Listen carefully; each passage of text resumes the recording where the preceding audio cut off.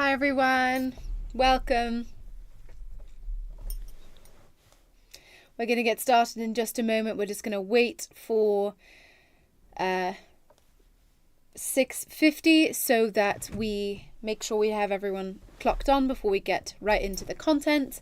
As I said in my message 10 minutes ago, if you haven't already, please click on print, download, open on a device the workbook so that you can follow along and have some really good resources by the time you finish the lesson.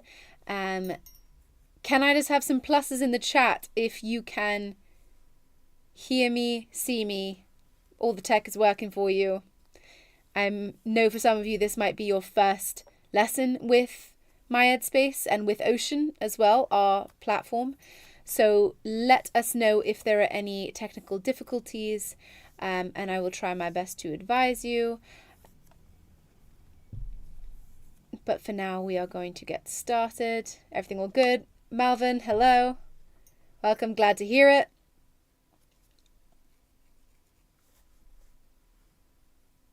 Anyone else? All good so far?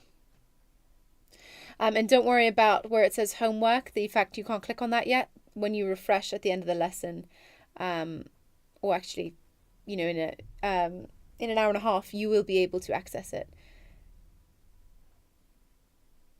Great. Okay, so don't want to keep people waiting for much longer, especially if you're already here and ready to roll. So let's get started. If you have any questions, any issues at any point, that's what the chat is for, and obviously also contributing to the lesson. So welcome to My Headspace's Key Stage 5 English course.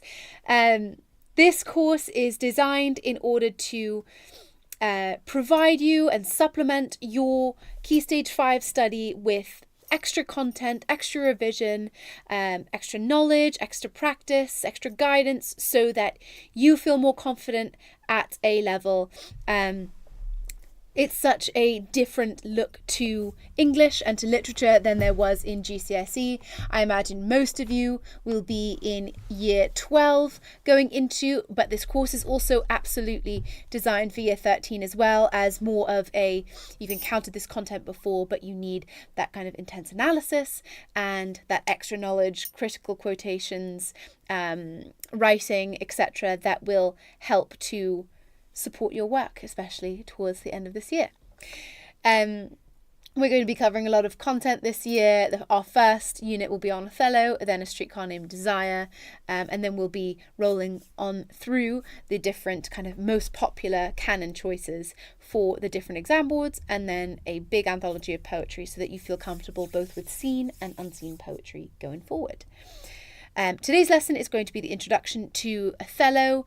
Some of you might have started school either this week or last and got a little bit of content introduced on Othello. This will broaden and deepen your analysis a little bit because we'll have a bunch of different contextual ideas here.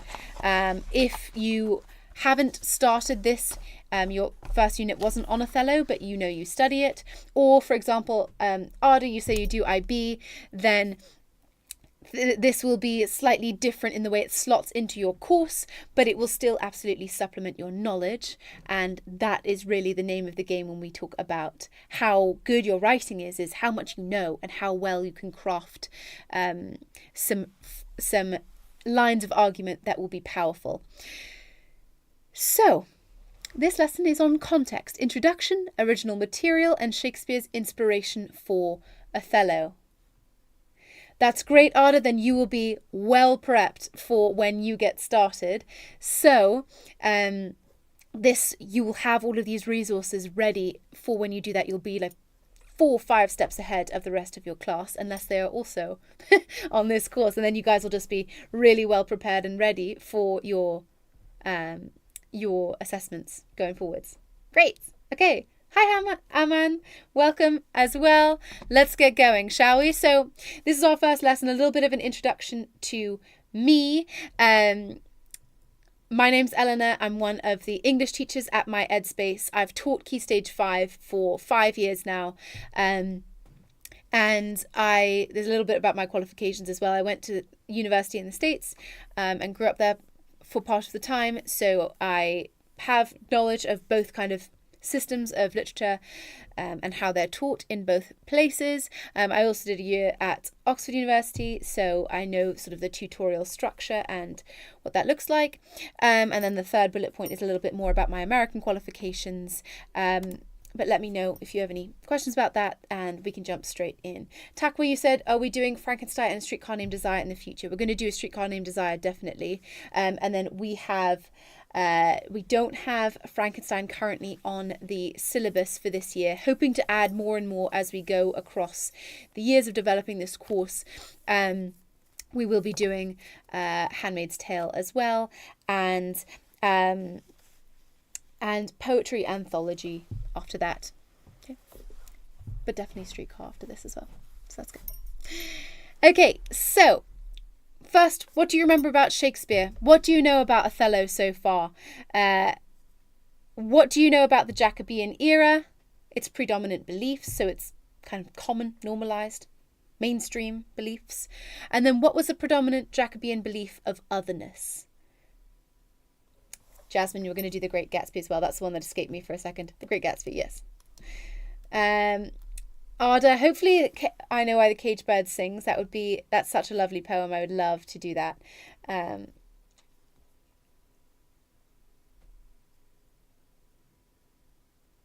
Let's see these answers, shall we? Just pop them straight into the chat. What do you know about Shakespeare? You probably remember some things. You might be having flashbacks from your summer of exams last year, perhaps. Glovemaker, Father, Grammar School, 154 sonnets, for example. Elizabethan and Jacobean eras. What else do we know? Elizabethan playwright, Ada, absolutely.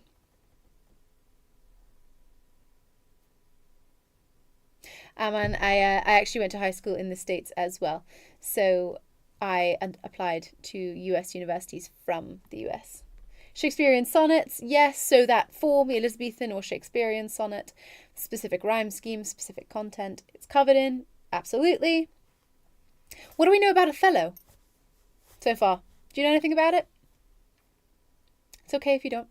You're gonna definitely know a lot about it pretty soon.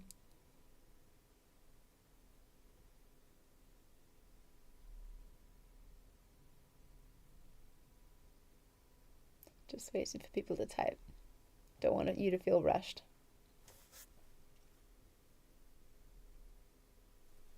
Okay, so I'm noticing a little bit of reticence about Othello. That's fine. We're going to get into who, what, where, how, why, etc. today.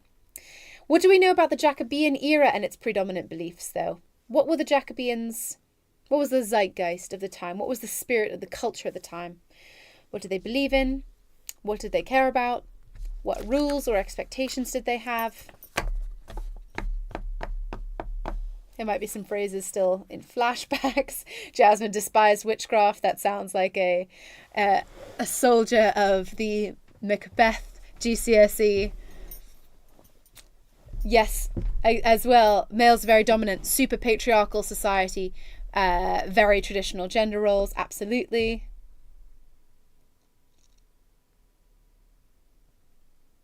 What else we got? Anything about religion? The monarchs on the throne. Malvin, a sin is an other due to his race, however, he's protected by his societal ranking in the military. Very nice. Yes, so we've got some duality already if we're thinking about this idea of otherness or being an other in society, being ostracized or excluded in some way. Then we're thinking of this idea of being othered.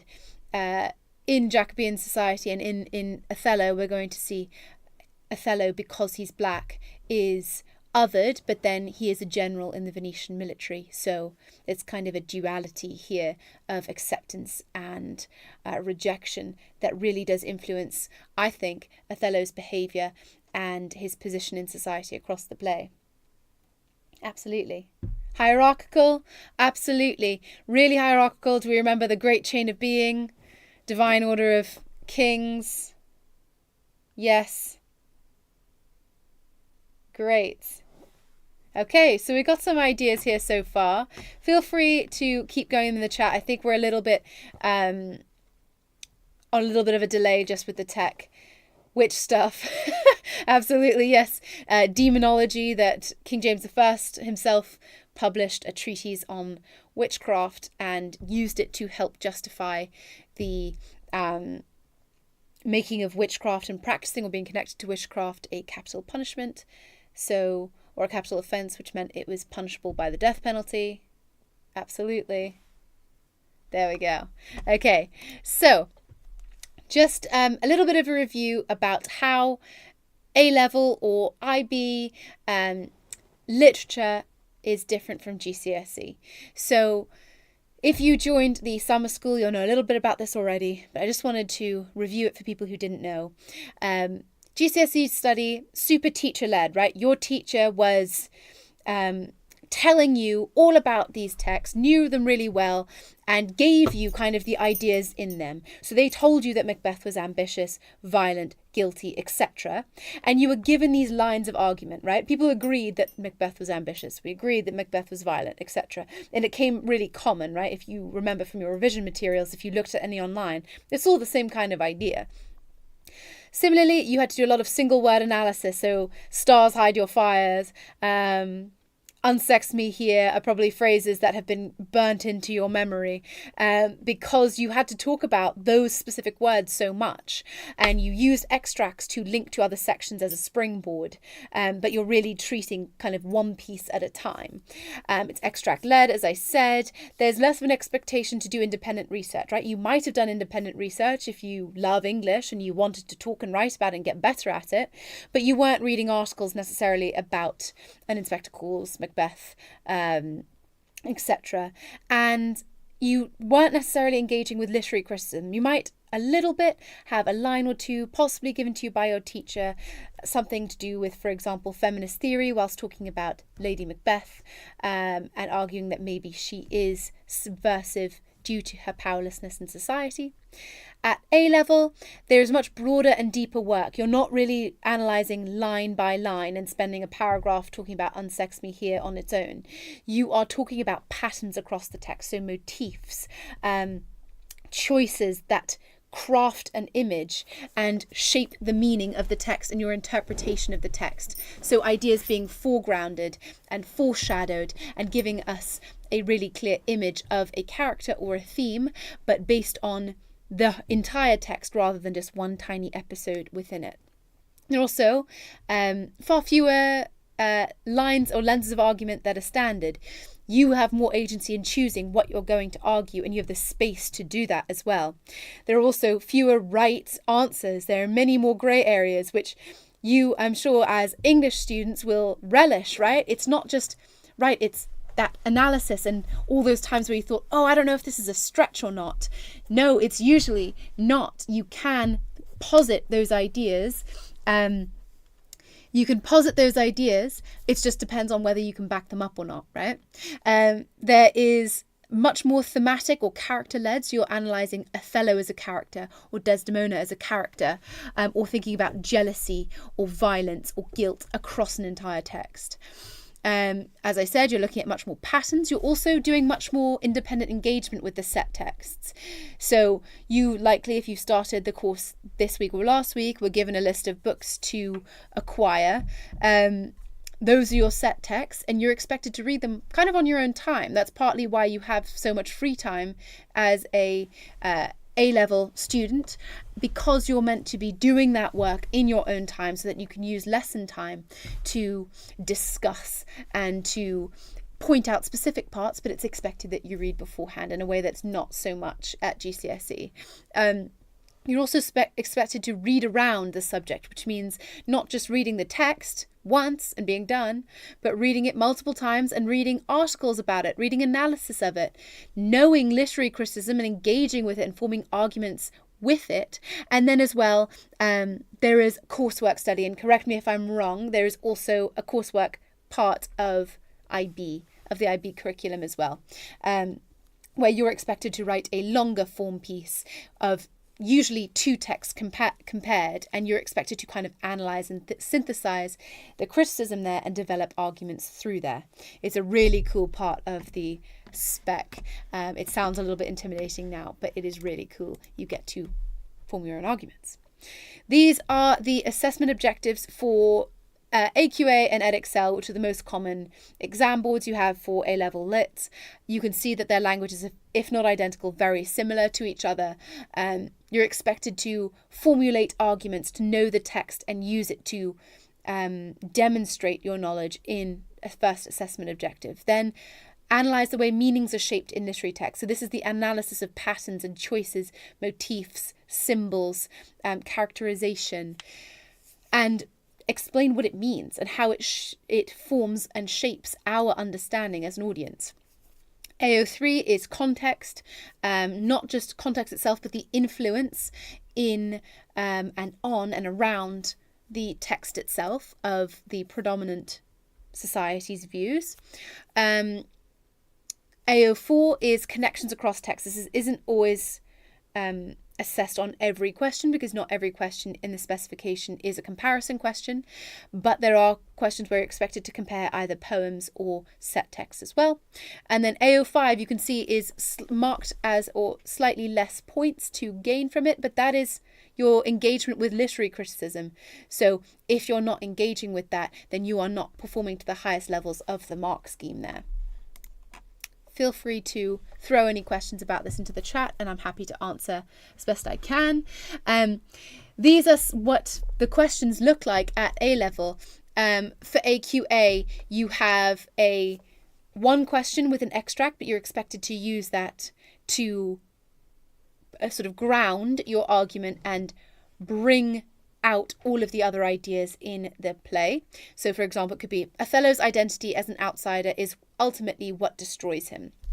And you might be developing ideas about his identity as a black man, his insecurities in his identity corrupting him and making him much more vulnerable to the predation of Iago and of doubt. You could also think of as kind of arguing the opposite of Iago as manipulating. It's not his identity as an outsider that destroys him, but rather Iago's manipulation that really does prey and destroy Othello's life, fate, future, etc.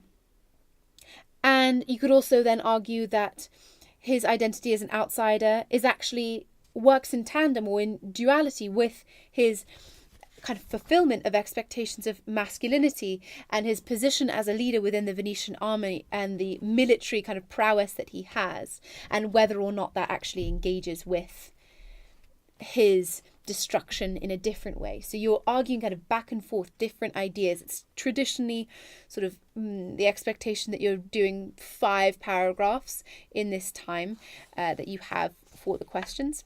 Edexcel looks slightly different. You don't have an extract, but you do have a choice between 2 questions. Presentation of identity or presentation of Iago. It's usually one character, one theme. And for those, you could talk about different kinds of identities: racial identity, masculinity, the identity as an outsider, insecurity with identity, femininity, cuckolding, reputation, right? And then for Iago, you could think about him as evil, as a director for us, as making us complicit, as justified. We could read this with a lens in queer theory, so thinking about whether there is kind of subtext of him being either sexually jealous of Iago or of Othello or Cassio, or secretly in love with one or both of them. All of these are kind of fair game in a way that you don't really have time for in those 45 minutes that you have to write a GCSE question. Now, I've given this to you as part of your workbook, and it should be on a full page. So we're going to look at a bunch of different elements of context in this lesson, and I think this place will be the best place for you to kind of keep your notes and keep organized, because you will be learning so much about these set texts that it's helpful to have revision resources like this to go back to, where when you are in the more stressful circumstances of perhaps preparing for a mock or for your exam. Okay, obviously you are now A-level students, so you don't have to engage with it in any specific way. Do what works best for you, but obviously engagement rather than non-engagement, because engagement is what helps you learn. We're going to look at Shakespeare's biographical context, not going back to teaching you that his father was a glove maker. You know this, or if you don't, it still doesn't matter. It's randomly one of the only things that has kind of permeated everyone's knowledge of Shakespeare, but is not the case. The zeitgeist, or the kind of spirit of the age, that is where that word comes from, of the Jacobean era, the details and plot of the play itself, and Cinthio's influence, and we'll find out who Cinthio is in a little bit. So let's take a look at Shakespeare first. Shakespeare, I'm going to read anything that stands out to you. Pop it in the chat and we can discuss it further. Any questions, just any reactions, and we will then sort of discuss this and then on to the next. But feel free to take notes as I'm going, to pop them in the chat. It's much more fun when you guys put as much into the chat as possible, so that we can use it to guide our discussion. As you probably have found out already, A-level is a lot of discussion. You're talking a lot in class about your opinions and your reactions to things. So feel free to do that at any time, and I will pause to read them out and to engage with you guys as you do so. So, though Shakespeare wrote tragedies across his career, most of his greatest tragedies were produced during 1601 to 1609. So really in the end of the Elizabethan era and into the Jacobean era, that kind of liminal sort of passing over time in transition between the two monarchs. These include Hamlet, Othello, King Lear, and Macbeth. Shakespeare's education in Latin, Italian, and Greek greatly influenced his work, as he was able to draw from other cultures. Most notably for Othello, Shakespeare drew from the work of Giraldi Cinthio's Gli Hecatomithi, published in 1565 in Italian. Shakespeare wrote Othello and the comedy Measure for Measure at the same time, both based on Cinthio's same work. So on his version Desdemona and the Moor, which we will look at more later. Indeed, one could consider them pairs, how a similar plot can be turned towards comedy or tragedy depending on the playwright's choices and on the conventions of the genre itself. So, developed at the same time, very similar ideas, but how does one become tragic and one become comedic, based on sort of specific ideas to do with how the characters are developed and their interactions with others, and what and how things either go wrong or go right. And Shakespeare is famously playing with these conventions, right? We will look at how his ideas about and knowledge of Greek plays really did influence his work, because he knew so much about him that he could be playful with the conventions, and those who would know in his audience would be able to see that he is making these choices that kind of interrogate and interrupt the rules of drama and of history in the stories that he is presenting to us, both in tragedies and also in his histories. So King James I sponsored Shakespeare through his patronage of the King's Men, renamed from the Lord Chamberlain's Men. You may remember this from your context from GCSE, and so likely had an indirect influence on the contents and tone of Shakespeare's play. So you have to think, if King James I is a sponsor and is possibly in the audience at the Globe, and is commissioning specific plays for specific events, like the marriage of his daughter, which is one that Julius Caesar was developed for, that Shakespeare has to be really careful here, right, of if he's critiquing monarchy or leadership or presenting bad kings or bad choices in leadership, that it's very much couched in ideas of the other, right, of this is what happens in Italy, or this is what happens in Greece or Rome, specifically. And it's also interesting that would guide his choices, because it shows and kind of captures some ideas about how King James I really defined the zeitgeist in many ways of the Jacobean era that bears his name, because the themes of otherness, witchcraft, social order, and religious and sexual purity were perhaps influenced by his early reign, when he came and sort of reset the experience of Shakespeare's audience, who had become accustomed to Queen Elizabeth I, who had reigned for nearly 45 years, which would have been almost everyone's lifetime. They wouldn't have remembered the life before her reign necessarily, because obviously the life expectancy was so low compared to ours. And so this was sort of a paradigm shift for most of Shakespeare's audience, to have a new leader rather than one they knew and possibly loved, certainly retrospectively thought of as a golden age. And this young King James I, with his sort of very conservative religious views, his paranoia about witchcraft, his sort of challenges to his reign in the gunpowder plot, and his fearfulness of seeming weak or being betrayed, really does appear in a lot of Shakespeare's tragedies, and in the relationships between specific characters. So ideas of betrayal, of transgression, of evil, and the side of slipperiness into all of those, from someone normal into someone evil and wrong, really does seem to capture the fear of both seemingly King James himself as well as the audience who were influenced by these views.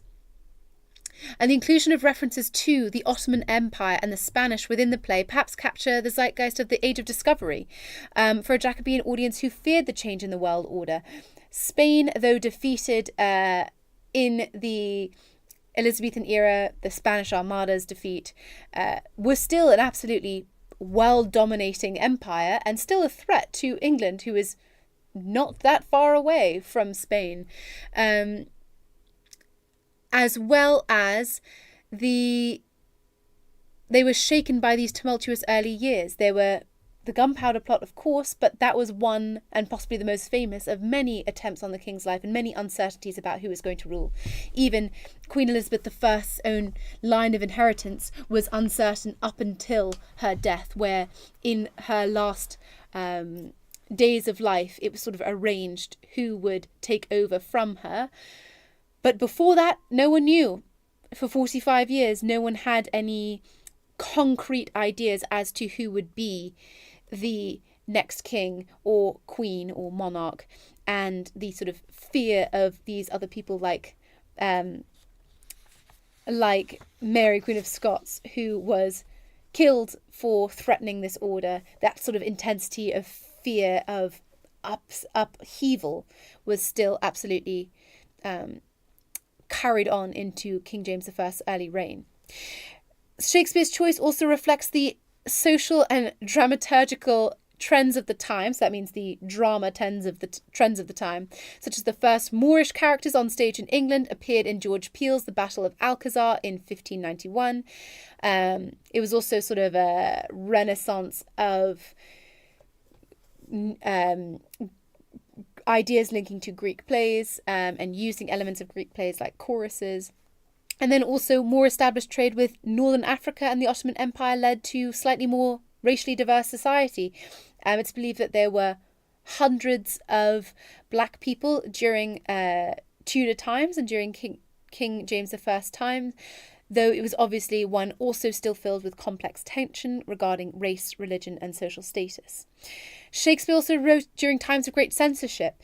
In 1599, the bishop's ban made all, and this is quoting from the ban itself, all scurrilous, seditious, and religious or political themes in plays illegal. So that means anything sort of vulgar, anything not sort of clearly, obviously moralistic and following guidelines of religion, anything commenting on politics in a negative way, anything seditious, which would be treasonous, potentially treasonous. And that bishop's ban included a burning of quite a lot of texts at the time. So that's one of the reasons why Shakespeare's Globe Theatre was built on the south side of the Thames, which was not considered within the bounds of London at the time. It was only later that the city of London was expanded to encompass both north and south of the Thames. And perhaps as a result, Shakespeare couched his political commentary, that means like hid it within a foreign context in order to avoid the harsh punishments that would follow a breach of the laws. Anything there surprising to you? Not necessarily the same Shakespearean biography you are used to at this point. So do feel free to react in the chat to possibly some of this new information about Shakespeare's time. If it's all old hat to you, that is wonderful. Don't worry, we'll find some new ideas for you later on in the lesson. These are the major themes of Shakespeare's tragedies. Betrayal, particularly by closest friends, seen as kind of the highest order of betrayal, right? It's one thing to betray someone you don't know or care about so much, but this idea of trust being eroded and destroyed by closest friends is really destabilizing, and thus links to this idea of tragedy. Appearance versus reality, so things not being as they seem. We know that this appears a little bit in Macbeth, but it certainly appears much more in Hamlet and Othello, where literally the mind is disturbed and we don't know if what we're seeing, even as an audience at some points, we don't know if what we're seeing is real. We can't trust, and that again is really destabilizing, right? To know that you don't know who you can turn to, but thinking you can't turn to anyone is really something that generates fear. Self-deception and deception in general. Can you delude yourself or convince yourself that what you're seeing isn't true, or that you are not who you say you are or who you actually are? Or if everything's fine when it's clearly not, or the opposite. Indecision as well, that sort of terrible existential indecision of not knowing what to do with life or death consequences. Disillusionment, so that kind of discovery that what you thought was true is not. Mistrust, doubt, internal conflict over external pressure. So this idea that internal conflict is much more prevalent in the tragedies because it's kind of scarier, right?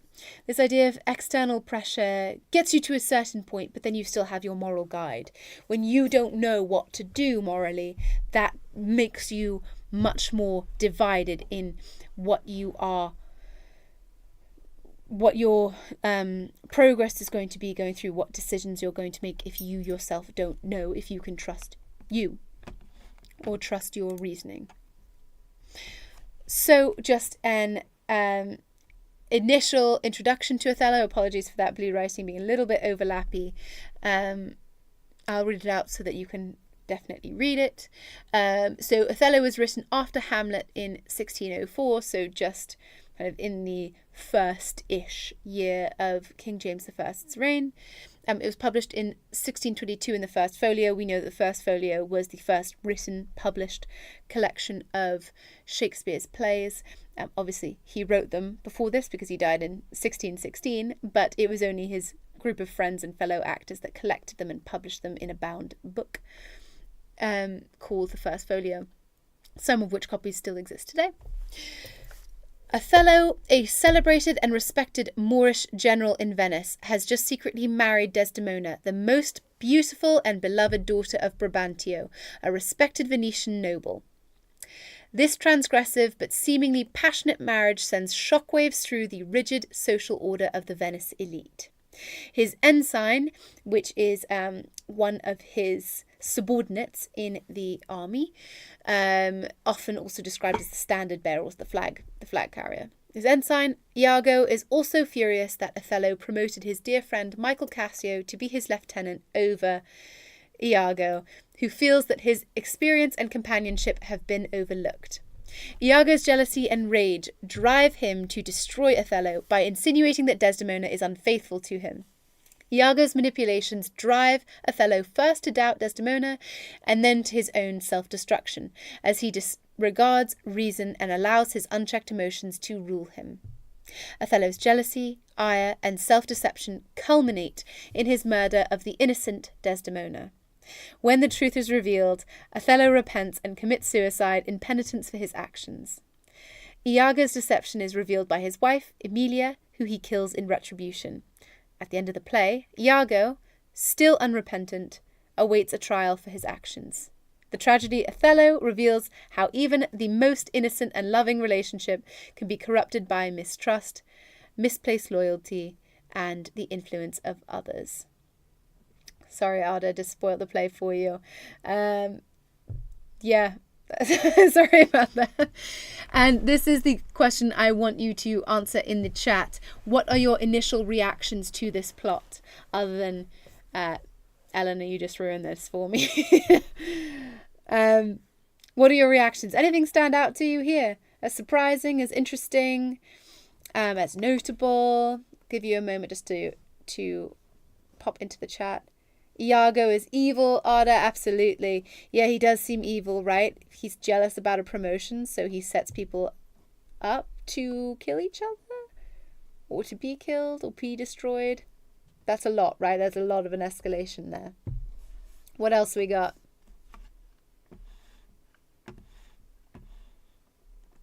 Interesting, Othello is gullible, yes. And this really gets into tensions of masculinity and trust in his outsider position, right? Because he's an outsider, he's a black Moor in Venetian society, in the Venetian elite in particular.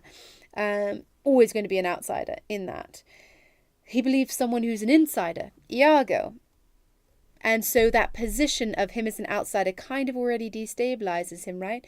In that, how can he know for sure if he doesn't know the society and know its conventions so well? It also plays with masculinity, right? Because he believes his friend, a man, over his wife.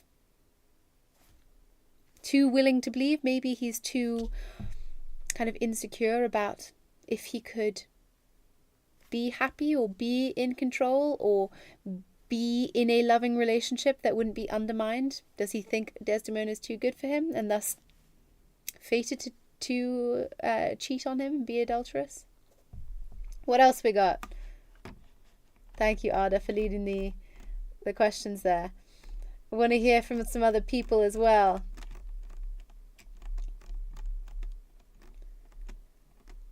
Malvin, Aman, Takwa, Jasmine. Would love to hear from you as well. Or people who haven't spoken yet, please do join in. I know I'm giving you a lot of information.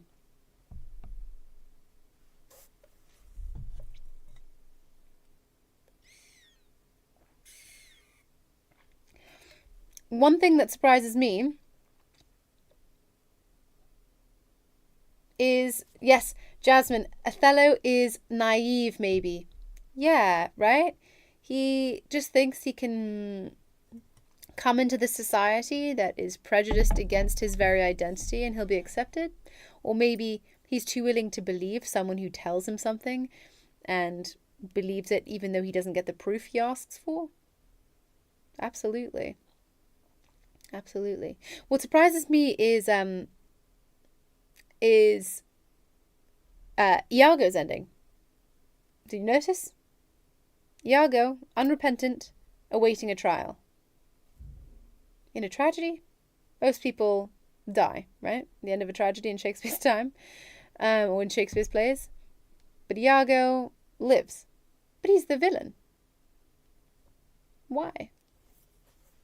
Interesting thing to think as we perhaps keep moving. People are a little bit bashful. Okay. Something to mull over. Something to mull over. Now, oh, Malvin, got it. Infidelity, a key driving force or tool of this manipulation. This masculinity kind of leads to Othello's demise. Absolutely. Yes. Yeah, 100%. this idea of his willingness to believe in infidelity, but also what infidelity meant to society at the time, to men at the time in particular. I'm going to move myself out of the way briefly so that you can see everything on the slide. I'm not adding myself to the characters in Othello though, don't worry. Very interesting. Okay, so these are the characters. The dramatis personae is the list of all the characters in the play. I've edited down some of the kind of random gentlemen who come in, comment for a line and leave. But this is the main, right? Duke of Venice, Brabantio, who's a senator, Graziano, who is Brabantio's brother, Ludovico, another kinsman. Othello is the noble Moor in the service of the Venetian state.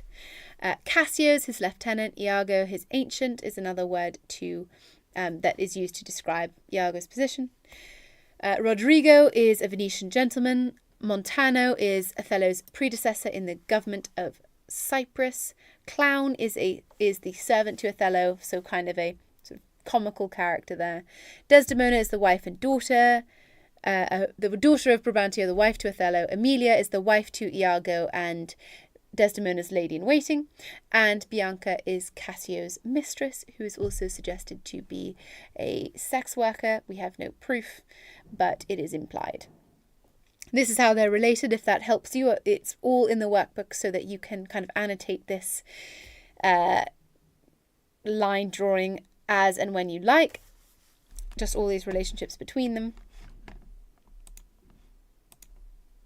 But these are our main characters. Othello, the Moor of Venice, Desdemona, his wife, and Iago, his ensign, his friend, and the person who manipulates him into killing his wife because he thinks she's adulterous.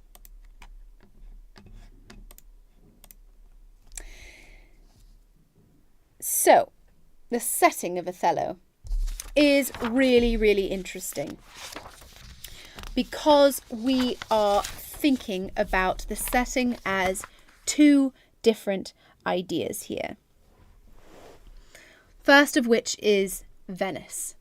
And I've got a little map here for you so you can see this kind of split between the two settings of the play. Venice is the diverse and sophisticated seat of Mediterranean trade, controlled by a rigid social order of English-esque nobles.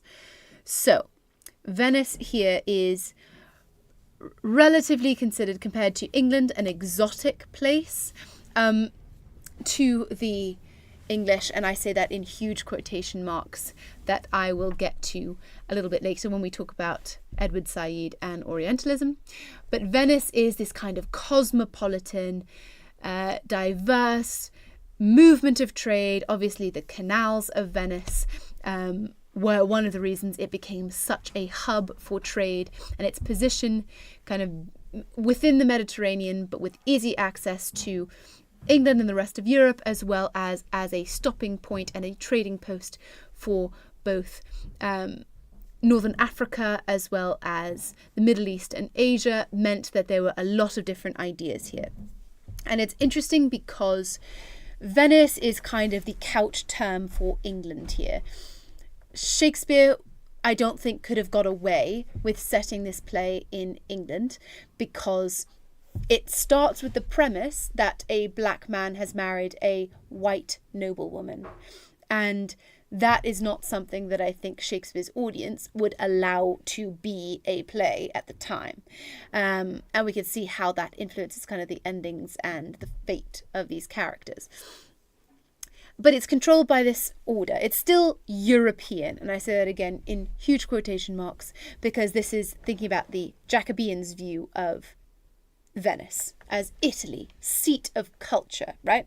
They don't think of the Italians as better than them, or Italy is better than them. They are kind of very Anglo-centric, so English-centered in their view of England as God's own country and English people as God's own people. But they recognize this idea that Italy as it's known at the time, Venice, these kind of city-states that become Italy as a whole, are responsible for the development of culture that they appreciate. So the Romans, for example, but they can sort of appreciate it whilst looking at it from a distance, while having that kind of sense still of raising themselves above that and having distance from it. So that's the first. We start in Venice, in this highly controlled society of elites, in which status is important and appearance and reputation are fundamental to your life. Then we have Cyprus. So Cyprus becomes the setting because the Duke of Venice sends Othello and the other military people in the play, so Iago and Cassio in particular, to Cyprus in order to defend Cyprus from the Ottoman conquests. So the Ottoman Empire, like the Spanish Empire, was a huge threat to England in Shakespeare's time, and was becoming this kind of mythological enemy that was based very much on stereotype and prejudice about this other, again, who were not Christian, and had a very different setting, climate, architecture, religion, culture, language to England. If we're thinking even back, this stems back from ideas like the Crusades, right, in which these two ways of life were fighting for dominance and correctness as the sort of one true religion and one true culture. Cyprus is the epicenter of the Ottoman Empire, and during Shakespeare's time, Cyprus sort of went back and forth in who controlled it, and there were several memorable battles, like the Battle of Lepanto, where the fate of Cyprus was decided, and England either lost or gained contact from it because they were on the side of Venice, and we will get to that in a moment. But Queen Elizabeth I also had diplomats from the Ottoman Empire and also from Morocco visiting her in 1600. So we can see that these ideas are really sort of percolating in Shakespeare's times. All this kind of bias and stereotype, as well as this sort of upfrontedness and visit of state, that meant that this politics must have been a sort of a continuous source of discussion for people and a continuous sort of idea in their minds. It's a strange and othered enemy of Elizabethan and Jacobean England. It's isolated, it's distant, it's a military outpost. So immediately we're thinking that the rules of society are different. It's not dominated by the cultural and hierarchical elite. It's dominated by the military. So this is somewhere where Othello can have power in a different way than he can in Venice as a black Moor. And it appeared similar to the end of the world, right? It's somewhere where England's touch can't reach. So a place where there's social disorder and barbarism. So very similar to the ideas of the wild, if we think about plays like Macbeth with the heath and A Midsummer Night's Dream with the forest. Anywhere where God and society and civilization couldn't reach was this terrifying and wild and barbaric place where if you went there, you kind of submitted to this wildness and you too became wild and out of control, and you lost your humanity and your civilization, and you sort of returned to this unevolved version of humanity, more animalistic in a way. So it's interesting we have these two. There's so much tension between those two settings already. They were entangled politically and economically, as I said. They were rival trading posts, and the Ottoman Empire had taken control of Cyprus from Venice between 1570 and 73, so during Shakespeare's time, and maintained control of it after their vicious defeat at the Battle of Lepanto. So even though they'd been defeated, they still had control on it, they still had influence on it as well. So this idea of this threatening other was not defeated in Shakespeare's time just by this one major battle. England kind of manoeuvred between them politically during both reigns, but stereotypes and prejudice that Edward Said has classified as Orientalism. So we're going to look at this going forward when we talk about race and identity.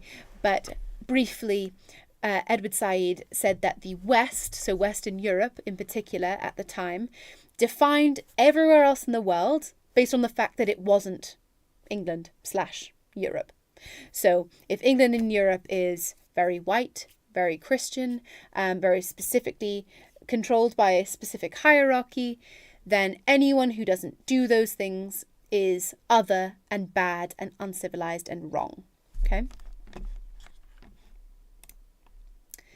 These are some themes in Othello as well. So jealousy, race, otherness, identity, love and marriage, masculinity, femininity, friendship, appearance versus reality, violence, isolation, again, self-deception, disillusionment, doubt, fear, power, manipulation, reputation, good and evil, justice, fate and free will, and revenge.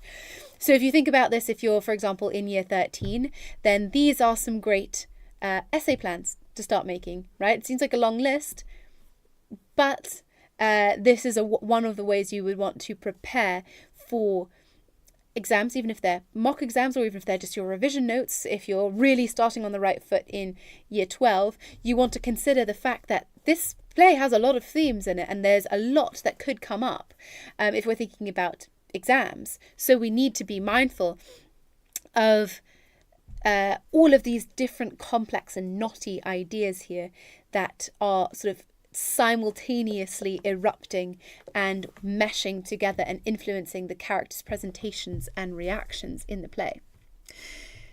If I'm going too fast, feel free to interrupt in the chat. Let me know if you want me to go over any more.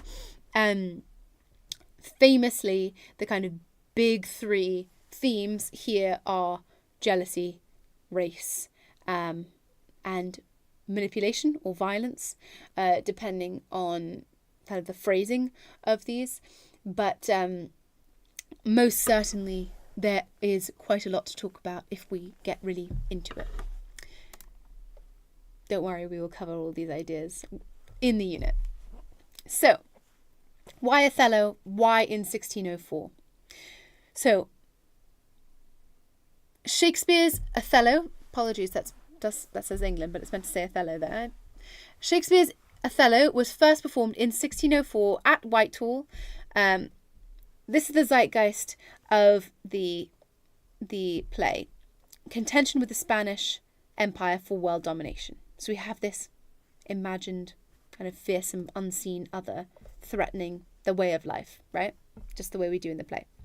It's the age of discovery, conquest and colonialism in the Americas, in the Middle East and in Asia. So we want to think about the fact that other cultures were being discovered in this time, and narratives and accounts and enslaved people and objects were all being brought back to England and disseminated in the popular culture. So people were starting to learn about and have opinions from very specific sources about other cultures. There was also the debate about the presence of Moors in England, including questionable edicts regarding Moors in England. So it is widely believed that Queen Elizabeth I wrote and signed 2 edicts expelling Moors or rejecting Moors from England. This has since come into question, that this was actually true, the veracity of this, or whether it was actually figures in England who published information that there should be edicts. There was definitely anti-Moor sentiment as well as anti-black sentiment in England at the time. It was promoted by people who were worried about immigrants stealing jobs or taking over England in this kind of xenophobic narrative. they didn't really know how to negotiate having a society in which multiple faiths were practiced. Remember, Queen Elizabeth I and James I were the head of the Church of England. So that means that they were sort of unquestionably the closest to God and the most correct in their religious beliefs, and they led the church as kind of a conduit from God. And so to have people who didn't necessarily swear allegiance in the same way to England and to king or queen and country really did create these kind of racialized and xenophobic tensions in how is this society going to look if not everyone is negotiating with nationalism the same way. And also, if we think about this, Queen Elizabeth I and James I were sort of back and forth pretty harsh in terms of allegiances and religious practices. This stemming also from King Henry VIII and Mary Tudor. So there was definitely a tension with who and what was allowed to be practiced at the time. There were also contemporary anxieties about Islam and the power of 16th century Ottoman Empire. So this kind of opposite to the British Empire that had a different culture and a different religion, and it was sort of in question who would actually dominate, and that was definitely England in everyone's mind. And also anxieties regarding witchcraft and devilry, punctuated by King James I's Demonology, first published in 1597 and then republished in 1603 when King James became king. There was also a cult of personality surrounding the Virgin Queen. What do I mean by that? I mean that Queen Elizabeth I took on a kind of superhuman or unhuman status as this idea that people worshipped and looked to define part of culture. These ideas of virginity, purity and pedigree in Elizabethan and early Jacobean ideas. This was linked to whiteness. As we know, Queen Elizabeth I famously painted her face with white lead makeup so that she looked as pure and chaste as possible, and famously didn't marry. This idea of the Virgin Queen being uncorrupted, in her own words, as this kind of bastion of femininity and strength and purity that women then in the time were held to, as the sort of Madonna-esque leader had embodied as well. And that Alu Soga there is a reference to a critic who has written a lot about blackness in and race in the Tudor times and also in England historically. Then as well, this increasing dissatisfaction with King James I's leadership after the retrospectively golden era of Queen Elizabeth's reign. So not necessarily that everyone is happy with Queen Elizabeth's reign during the time, but compared to the kind of tumultuousness of King James I's early leadership and his intensifying of persecution both for Catholics as well as for dissenters and for anyone accused of witchcraft, it was kind of this tightening and return to a more traditionally restrictive society that started to sort of become a problem for the people. Again, any questions, pop them in the chat. Now, the inspiration for Othello. One of which was, as I said, Giraldi Cinthio's Gli Hecatomithi. It was a collection of 100 tales written in Italian.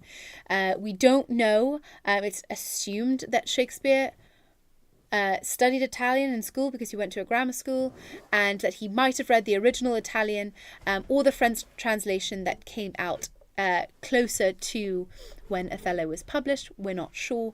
It seems very, very likely that he did take a huge amount of his inspiration from that. Cinthio's version is known as Desdemona and the Moor, or the Moorish Captain. Interestingly, the Othello character doesn't have a name for the entirety of that story. It's focused more on Desdemona and the fact that her choice to marry a black moor is transgressive, and it was again originally borrowed from the Decameron by Giovanni Boccaccio, or in some sources from a famous Byzantine epic. So it really has multiple sources here, and clearly an old story. Cinthio's focus much more on the warning to not allow daughters to transgress and see what happens when they do. So a little bit kind of more blame on Desdemona in this point, that clearly Othello, in Shakespeare's version, it changes quite a lot, and we'll look at the differences between. There are also significant similarities to the story of the three apples from 1001 Nights, narrated by Scheherazade, that also might know as 1001 Arabian Nights. It's also influenced by the tragic conventions of Greek playwrights Sophocles and Euripides, and the writer Plutarch, whose texts parallel lives inspired several of Shakespeare's plays, including Julius Caesar and Antony and Cleopatra. These idea of these histories in Plutarch of famous characters from Roman history, from Greek history, and then the plays of Sophocles and Euripides include these conventions of Greek drama that we will look at in more detail later. He was also influenced by Roman playwrights such as Seneca and Ovid, whose work focused on themes of love and transformation and often carried a very moral idea to them, and again carried very much the weight of societal judgment in them as well. So these are kind of the major differences between the two versions, between Cinthio's version of Desdemona and the Moor and Shakespeare's Othello. So in Cinthio's version, Othello, or the Moor, and Desdemona are married and live happily together for many years before any of this conflict takes place. In Othello's, they're married for a matter of hours and days. Most people have agreed that it is roughly 2.5 to 3 days, with an asterisk there. And it's arguably unconsummated, so they almost have no time together, and even in that there are kind of constant interruptions in times when otherwise Othello and Desdemona might be consummating their marriage. Perhaps this is to do with the anxieties about miscegenation at the time and about interracial couples, which we will look at again going forwards. But it's kind of even shorter than Romeo and Juliet, which is meant to take place within a week. This is 2.5 to 3 days. So quite a short amount of time for such an escalation to take place. In Cinthio's as well, Desdemona and the Unnamed Moor, or Capitano Moro, is the focus of the play. In Shakespeare's, Othello is the tragic hero, and it is his trajectory that centres the play through Desdemona, though Desdemona is also a complex character. So there's definitely a lot to say about Desdemona, but it's Othello we really see. Desdemona comes in and out of the play, and it's easy to read her kind of as a one-dimensional character. I think it's lazy too, because there is a lot to say about her. But it's definitely focused on Othello's descent, not on Desdemona's transgression. In fact, that's already done. As I said, Cinthio's spans years. In Shakespeare's, it spans a few days. And again, an asterisk, because we have this journey between Venice and Cyprus that is not pictured in the play. So it's kind of this theory of double time we will get into later on. In Cinthio's version, Iago is in love with Desdemona, which is why he plots against Othello. But in Shakespeare's, Iago is angry that Othello promoted Cassio over him, and potentially is rumoured to have had an affair with Emilia. We don't ever know if that's real or if that's why Iago actually wants revenge. He also seemingly hates Othello for untold other reasons. So possibly race, possibly power, possibly masculinity, possibly jealousy, possibly nothing other than spite and evil. We don't know. In Cinthio's, Michael Cassio is an unknown officer who is the man Desdemona is meant to have an affair with. But in Shakespeare's Othello, Cassio is Othello's trusted companion, beloved friend, who he promotes kind of unfairly to be his lieutenant. So interesting there that he made that choice in particular. The Moor in Cynthia's is described as handsome but not necessarily old, but Othello in Shakespeare's is described as nearly 40, much older than the likely teenage Desdemona. So there's that difference then in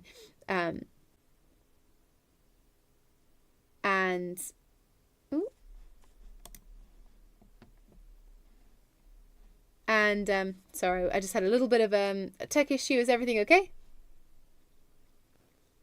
Would you mind putting some pluses or some thumbs up, or just a yes, it's working, can hear and see you? Great. Okay, wonderful. Great. Thank you, guys. Great. Okay, good. Onwards. So, Othello kills himself rather than being killed. Again, interesting, right? This idea of suicide as a noble thing, but also in Greek or Roman history, where falling on your sword is something a soldier does in order to escape being killed, or as a point of honour if they've done something wrong. But in Jacobean England, this would be a deepest transgression, because it means you are deciding God's will for God, and you are damned to hell immediately. In Cynthia's, Emilia, who's Iago's wife, has no name. She's just the ensign's wife, and is as evil as her husband in the quote. And in Shakespeare's, she's an independent thinker who defies her husband, sacrifices her life to defend Desdemona, tells kind of raunchy jokes, talks back to her husband, tells Desdemona, don't worry about your husband, it's fine, and presents a much more realistic kind of character that grounds and contrasts with Othello's kind of crazily self-deluded, gullible naivete and subsequent self-destruction. And then the Cynthia's, the moral is very clear: beware the tragic ending that befalls young and transgressive women. But in Shakespeare's, it's tough to say. It's really tough to say, depending on how you look at it. There is so much to it that it is arguably not have a moral. It arguably has a bunch of different kinds of morals, including don't disobey your parents, but also don't be an outsider. Outsiders are doomed. Don't be jealous. Don't be manipulative. Appearances are not always the truth. Don't be gullible. Don't be jealous. Reputation isn't everything, etc.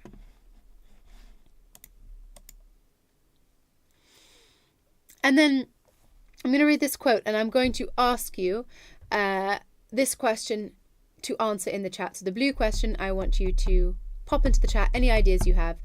Remember, this is not for a grade, so it's just your ideas. It doesn't matter how exactly they're phrased. They don't have to be essay writing. It's just ideas of how does this choice to play with time influence the tragic nature of the play. I'm going to read this extract, okay? Shakespeare ensures that his couple have almost no precious time together by themselves, even less than Romeo and Juliet. Although they love each other and are bravely committed to each other, they are denied any opportunity to know each other in those ways that require time and prolonged intimacies of living together. So, for example, trust. This makes Othello's jealousy all the more startling and gives the play its harrowing power. So this idea that they have no time. They have no time to know each other. They have no time to prove this jealousy. They don't know each other very well, because remember, there would have been no living together or intimacy or extended courtship in this time period. And as it was a secret marriage, it seems like a lot of this was kind of under the table as well. So certainly not overtly dating or courting or getting to know, becoming familiar with. So there really is these ideas of people rather than the people themselves. And it's also alarming how quickly, literally 2 days, it takes from Othello marrying Desdemona and calling her an angel and saying, can't believe we're married, she's wonderful, to saying she is and I'm quoting here, a strumpet, a whore, and saying, there's no way that she can live, I have to kill her. And then, again, another flip side of then repenting, finding out the truth, and realizing that she is still the woman he fell in love with, but it being too late and committing suicide. Such a short time for all of this, right? How does this make it more tragic? Is that question in blue really saying? How is this making it more tragic? I'll give you a moment just to pop into the chat.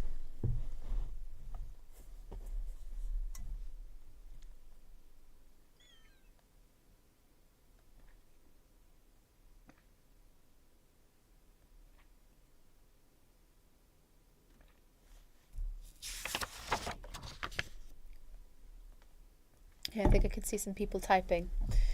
Send some ideas through, please. I'd like to hear your thoughts.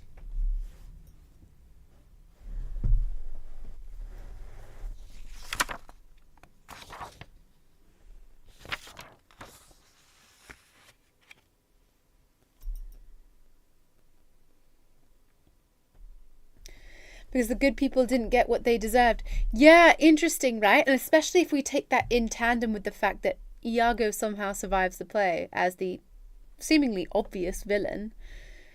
This seems really unfair, right? It's the reason why people find Romeo and Juliet so romantic, right? This idea that you're swept away by love and it's taken from you and it's fated to not go well, but it's these kind of fleeting times. Absolutely. Would love to hear some more ideas. Thank you, Jasmine, for contributing. That's great.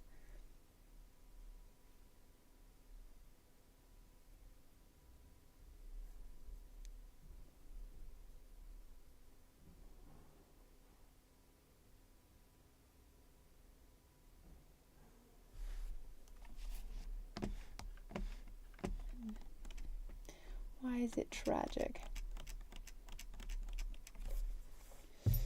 Just seems really intense, right? It's so tragic because they don't get a chance, kind of, right? They don't get a chance to work it out, to be happy at all. Malvin, Shakespeare knows socially he can't give his contemporary audience a happy ending as it would subvert norms, but us as a modern audience, these are struck. Absolutely. Yes, so Shakespeare knew he couldn't get away with a happily ever after for Othello and Desdemona, and we're going to look into the racial anxieties and complexities of racism in the Jacobean era and what race meant to them, and miscegenation as well. So children being born of interracial marriages. But it's tough, right? And the fact that even Jacobean audiences found Othello sympathetic is difficult as well, right? Because it really does speak to this idea that sometimes people don't do anything wrong and still don't get to live their lives, right?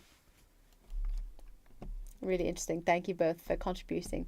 If you're still typing, feel free to pop into the chat and I will read. I'm going to flick onto the next page, but I will absolutely stop if people would like to contribute as well. So,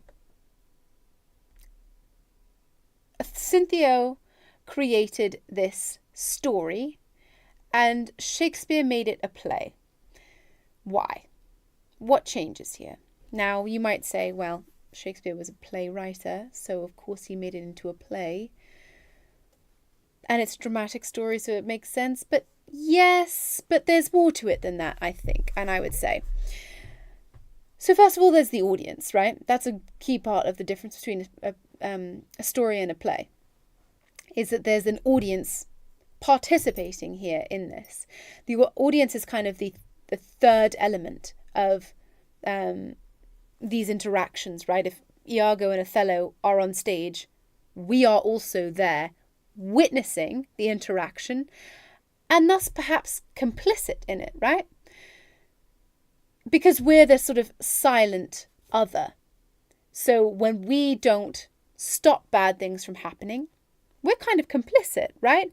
Are we Venetian society who allow this outsider to be ostracized and allow him to become the thing that they viewed him as, which is this violent and othered, monstrous figure who destroys something innocent, the way that Iago and Brabantio describe the marriage at the beginning and describe what Othello does in marrying Desdemona.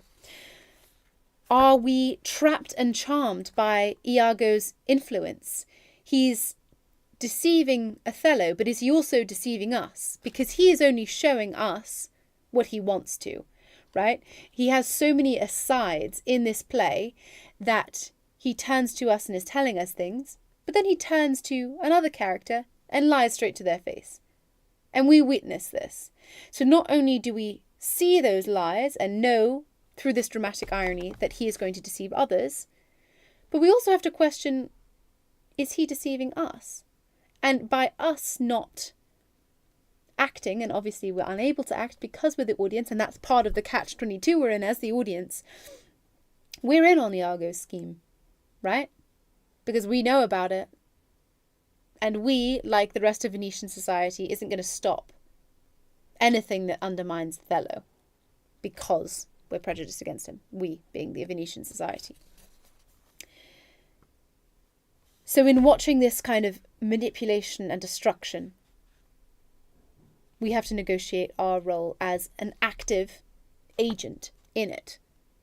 And Shakespeare is definitely doing this because he is using this play in order to make us critique our own prejudices. Are we so blinded by prejudice or by the status quo or by our society's expectations that we immediately other, or we immediately become bystanders? Right? It's also interesting because thinking is done on stage. So in a story, we don't get access to people's thoughts unless they are written out as dialogue or as italics. Or, for example, if we're given that detail. But here, everything is done on stage and out loud. So we are given this extra dynamic of not only seeing what happens when someone manipulates someone, we're also seeing the thought process both behind the manipulation and behind the manipulated as they start to doubt not only what they thought was true, but also what they think they thought and their own thoughts and their own negotiation with truth. And we also have to think what's off stage, right? Shakespeare and Iago are choosing what happens on stage by showing us these, and Iago really is the director of these scenes that he's showing us. But why would certain things be off stage? For example, we have no idea if Othello and Desdemona's marriage was consummated. That's not to suggest that that would ever have made it onto stage, but the fact that it's absent is interesting. The fact that Othello and Desdemona's marriage is off stage, happens before the play starts, is interesting. The fact that Brabantio dies off stage is interesting. And Iago is captured off stage at the end is interesting. And we don't find out what happens to him. We're forced to wait there and to draw our own conclusions, and maybe Shakespeare is kind of prodding us to the fact and alerting us to the fact that we do that anyway and automatically, and should we? The same with performance. What is seen, when and why, who is determining this? We need to be really critical of that. Symbols take on greater weight and physicality. So famous symbol in Othello is the handkerchief. That handkerchief we see, and we see it being passed from person to person, and it is constantly on stage reminding us of its power because it is the ocular proof. It is the only instance of proof in this entire play of Desdemona's supposed infidelity. So this goes to show that it's really visual for us. This handkerchief takes on more power. And time becomes more slippery and dreamlike, again, because it takes place in 2.5 days, but the distance between Venice and Cyprus means that there would be more days here, but they don't exist. And people go off and come back, and it's a different time period, but it's all sort of blurred together and becomes difficult and sort of, again, is a destabilizing factor. I've said that a lot because a lot in this play is destabilizing. It's meant to be. That's what manipulation is like. We also want to think about Othello today. So, tracking the performances through. Now, these are not only the productions that have been put on of Othello since 1604, but they are notable. The first in 1604 with Richard Burbage was Othello, one of the king's men, a white man, presumably in blackface, with Shakespeare as director there. So again, another layer of these kind of racist stereotypes and depictions here, and interrogating race through racist tropes. Very difficult to think about there. Then 1833, so kind of in that broiling period before the American Civil War in the 1860s, the first time the protagonist Othello was played by a black actor, Ira Aldridge. In England at this time, Parliament was debating the emancipation of enslaved people owned by the British in the West Indies. So such a topical moment for this to be captured. In 1930, 1943 to 45 and 1959, the American actor, singer and civil rights activist Paul Robeson is the first black Othello of the 20th century, whose portrayal was concurrent with the Jim Crow era, in which segregation was law, was de jure in the American South, as well as de facto in the American North. And also McCarthyism, so these fears of other, these fears of colonization and domination and the outside, as well as the 1943 version, including the first time a black man kissed a white woman on a major stage in the US ever. So such a transgressive thing to do if we're thinking about the fact that that was nearly 20 years before the civil rights movement took place. For that to happen was a really radical moment. In 1965, Laurence Olivier was in extremely racialized portrayal in blackface, kind of pandering to racist tropes. This was during the civil rights movement, so it was particularly tone deaf and seemingly kind of intentional in how this was interacting with this civil rights movement was really, really jarring at the time, to the point where people still talk about it when talking about Othello. And then James Earl Jones in the 60s through the 80s, again, portrayal aligned with the civil rights movement, but a much more human Othello compared to Olivier's. Interesting that they are being portrayed at the same time, but so differently, and what that means for a white actor to play Othello versus a black actor. More recently, there has been a photo negative casting of Othello in which Othello is white and all of the rest of the cast are black. Again, meant to kind of subvert these ideas about race in the play and renegotiate it. Some classic text influenced by or reference Othello: Jane Eyre, Ulysses, Eliot's The Waste Land, obviously Verdi's opera Othello, which is the story of Othello as an opera. Paula Vogel's play Desdemona, a play about a handkerchief, so more of a feminist presentation which centres and grounds Desdemona. There's Othello the remix. Disney's Aladdin references it, as Iago is the name of Jafar's parrot. And then O in 2001 was a high school setting of the plot of Othello as well. So it is really carried on through a lot of different forms of literature going forwards. So I'm conscious that we've got a little bit of time left. I just want to draw your attention back to this. If you were spending all of your time jotting down ideas here, that's great. If not, then just wanted to point this out to you again as a way for you to organise your thoughts, the relevant biographical context, thinking about Shakespeare's tragedies, their themes, his relationship with King James I, why he might be capturing these ideas, the zeitgeist of the Jacobean era being influenced by the power of the Ottoman Empire, the antagonism of the Spanish Empire with the British Empire, the leadership in both James I and Elizabeth I's rules, these anxieties that are racialized and focused on outsiders, fears about, or Islamophobia and fears about a different way of life. The details and plot of Othello, you could also add themes here. Because the workbook version is a PDF, you would be able to kind of duplicate this or zoom in and make this as big of a picture as possible, so you have as many notes as possible. Everyone's will look different. And then Othello, Cinthio's influence on Shakespeare's Othello and the kind of key differences, and then we'll think about why that's the case going forward as well. And then if you're thinking, oh my goodness, this is so much information, I don't know what to do, a couple of ideas for you.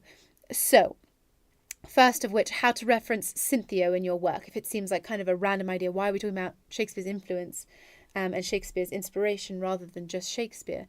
You have the space for that in A-level. So, for example, you could say something like Shakespeare's inspiration for 1903's Othello might have been Cinthio's Italian version of the Desdemona and the Moor because, and then think about why these choices would work.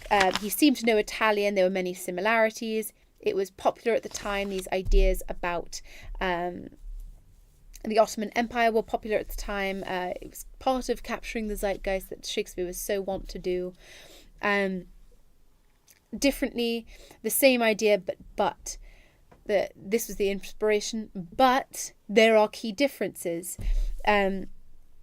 Using it to comment in couch terms on the zeitgeist of the Jacobean era, but changed it fundamentally to focus more on Othello's downfall, Iago's role not as a jilted lover, or an unrequited lover, but as someone who seemingly is motiveless. Emilia's power, as she now has a name and her own ideas here. Desdemona being not the centre of focus, and it not being so much a warning against the punishment and consequences for defiant daughters, but seemingly more focused on outsiders and the consequences of society's judgment and treatment of people.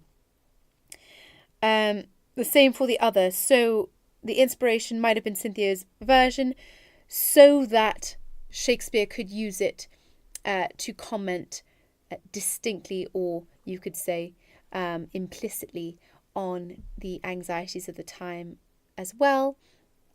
A couple of different references here for you.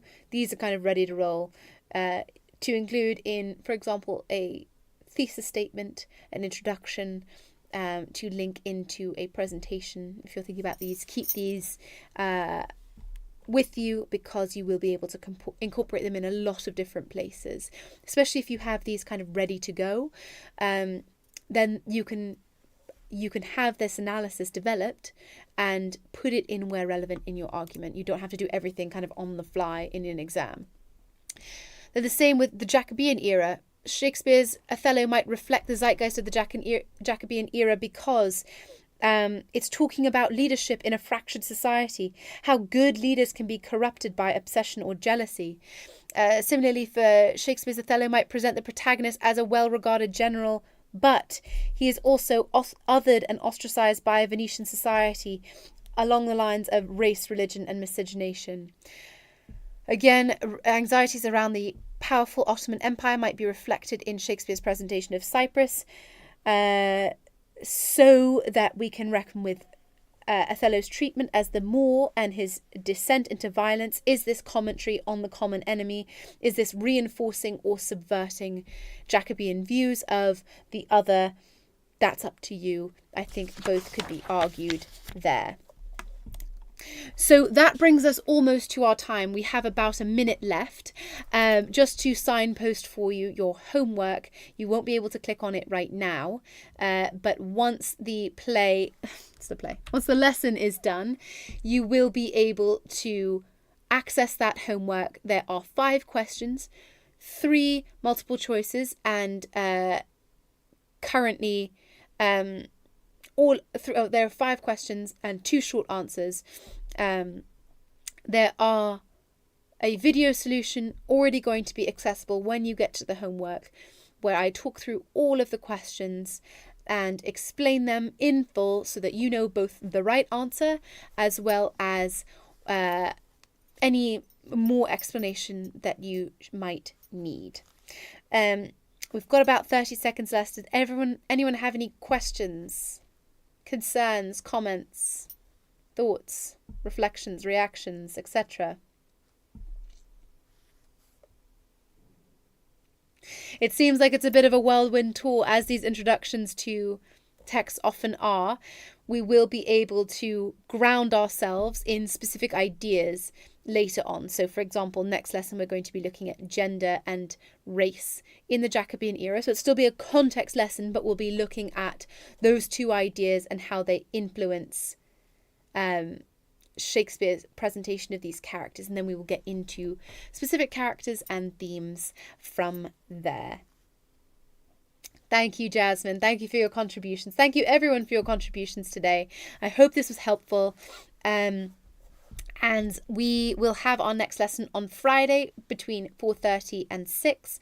If your timetable, schedule, life, etc. means you can't join at that exact time, this will be recorded and saved so that you can access it at any time on Ocean. So you will still be able to access it, don't worry, and that will be in perpetuity for you. You will be able to access these for the whole course. So if you're needing to look back at this at any point, you can watch this and revise with it. Hopefully you found it helpful. I won't keep you for any longer than our given time, as I realise I'm sure you've got a million other things to do before the end of your day. So I've just seen the homework button become available for you. And if no one has any other questions, I will say my goodbyes. Have a good evening, and I will see you on Friday.